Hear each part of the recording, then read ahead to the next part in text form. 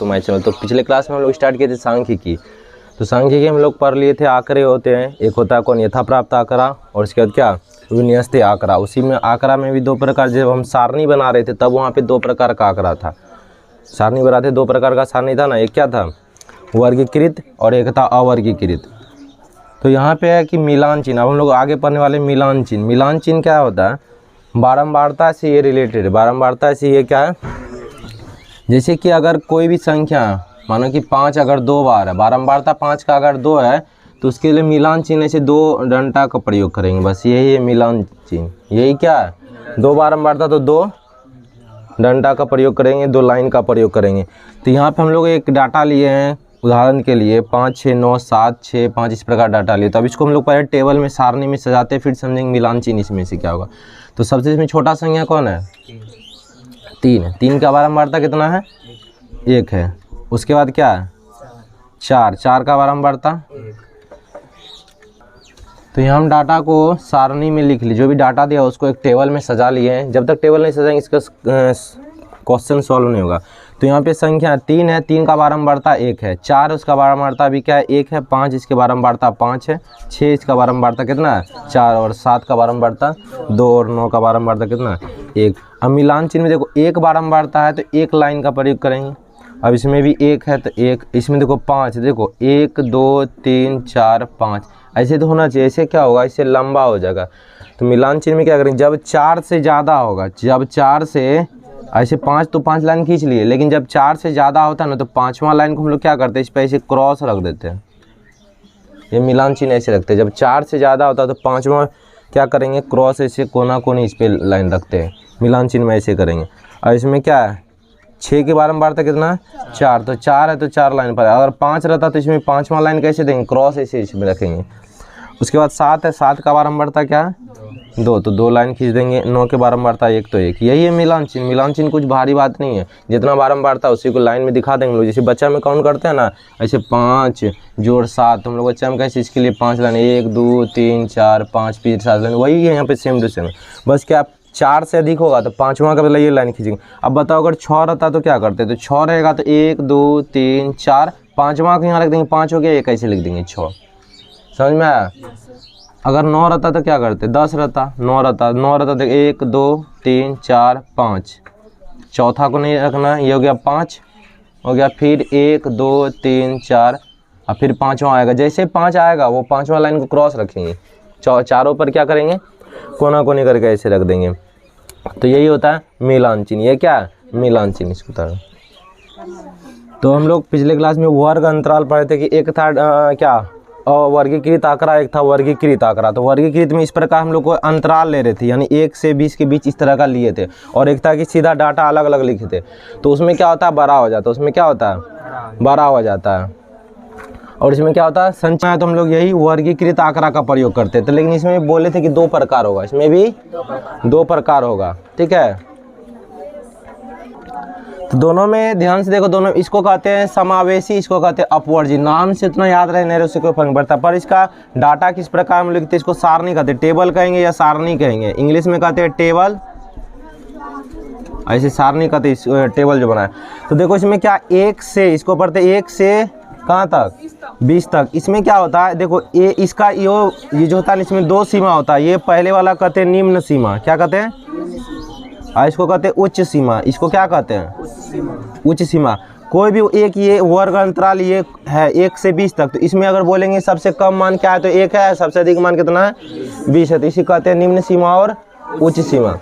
और इसमें देखो पहला वर्ग में है 1 से 20 तक, दूसरा में है 21 से 40, उसमें 41 से 60, 61 से 80। तो देखो इसमें 1 से 20 है, लेकिन अगला में 21 से स्टार्ट हुआ है, और 40 तक, अगला में 41 से स्टार्ट हो। लेकिन अगर इसमें देखेंगे हम लोग अपवर्जी में, तो 0 से 20 है, तो अगला ये पहला वर्ग अंतराल जितना पे समाप्त हुआ उतना से अगला वाला स्टार्ट हुआ, उतना ही स्टार्ट हुआ। 20 से 40, ये 40 पर समाप्त हुआ तो अगला 40 से स्टार्ट हुआ। यानी इसका जो उच्च सीमा है, पहला का जो उच्च सीमा, ये उच्च सीमा है ना, इसको कहते हैं उच्च सीमा। ये दूसरा वाला के लिए निम्न सीमा बन जाता, बन गया ना, दूसरे के लिए निम्न सीमा का काम कर रहा है। तो इसी को कहते हैं हम लोग क्या अपवर्जी। दोनों में क्या अंतर है, पहले मीनिंग समझो। इसमें है कि 1 से लेके 20 तक अगर कोई भी डाटा दिया हुआ हमारे पास, मेरे पास, तो 1 से लेके अगर उसमें 20 तक का वैल्यू लेना, मतलब अगर कोई संख्या लिखा हो 20 भी लिखा हो तो 20 इसमें काउंट करेंगे, वो पहले वर्ग के अंदर आएगा। 20 वाला भी पहले वर्ग के अंदर हम लोग लिखेंगे।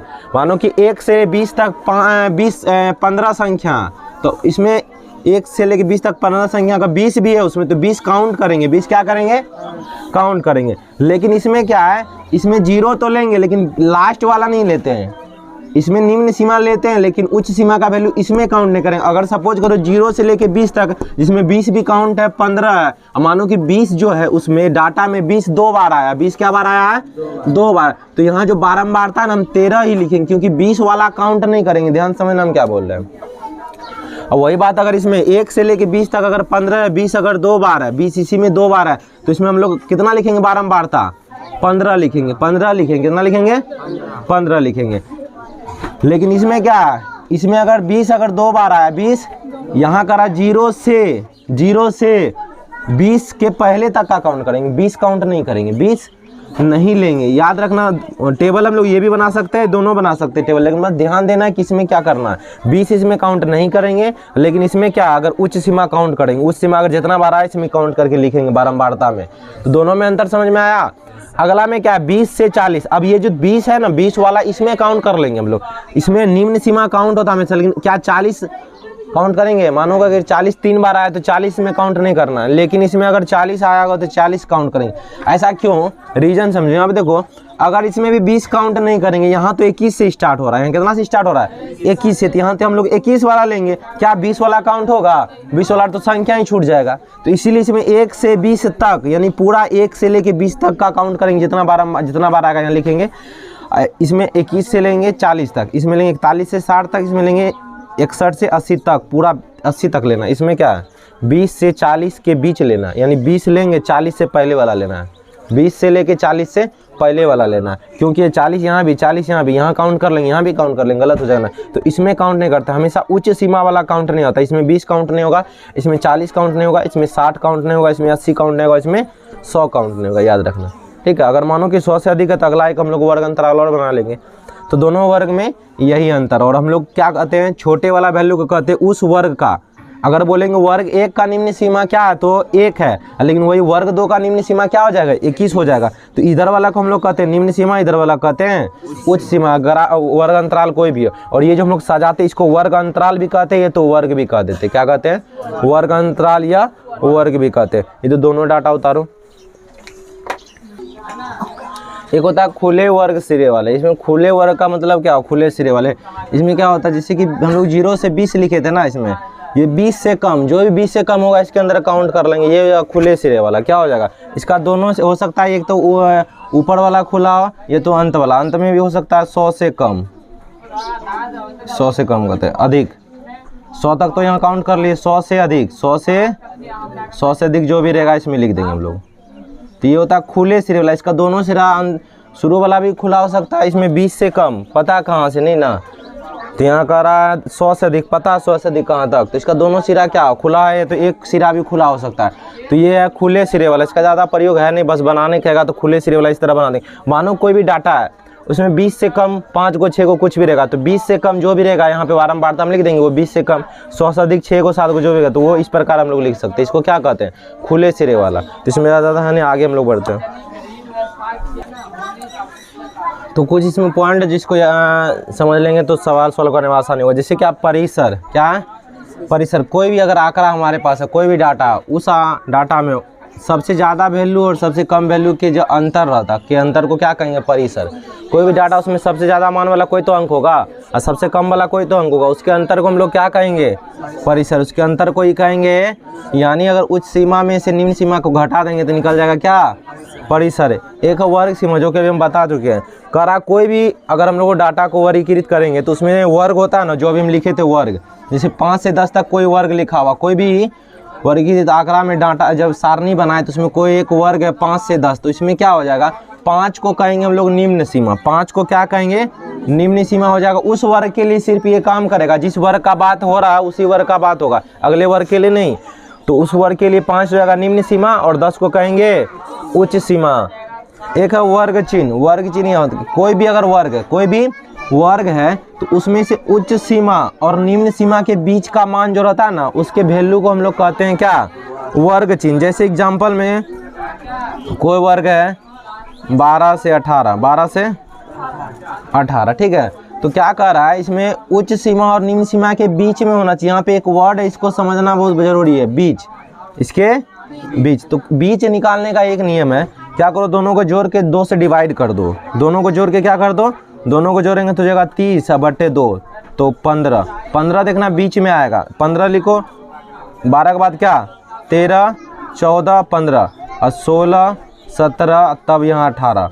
तो यहाँ ध्यान से देखो, 12 इसके बाद 2 संख्या तब 15 आया, इसके बाद 2 संख्या तब 18 आया ना। तो पूरे ये बीच में 15 है, तो ये 15 क्या हो गया, इस वर्ग के लिए क्या हो गया, वर्ग चिन्ह हो गया। क्या हो गया, वर्ग चिन्ह। तो वर्ग चिन्ह क्या होता है, कोई भी वर्ग है अगर हम लोग सारणी में बांटे तो कोई वर्ग का अगर उच्च सीमा और निम्न सीमा के बीच के वैल्यू को क्या कहते हैं, वर्ग चिन्ह। तो इसका फॉर्मूला हम लोग किस प्रकार लिखेंगे, वर्ग चिन्ह।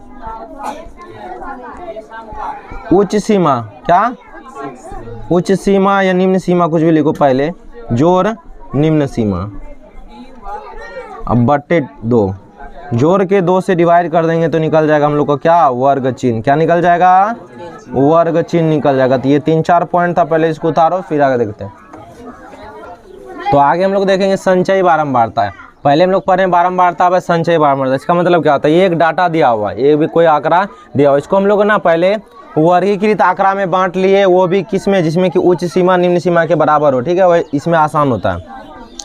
अब इसमें सबका बारंबारता यानी 0 से 5 तक वाला 5 है, ये बारंबारता हम लोग लिख लिए।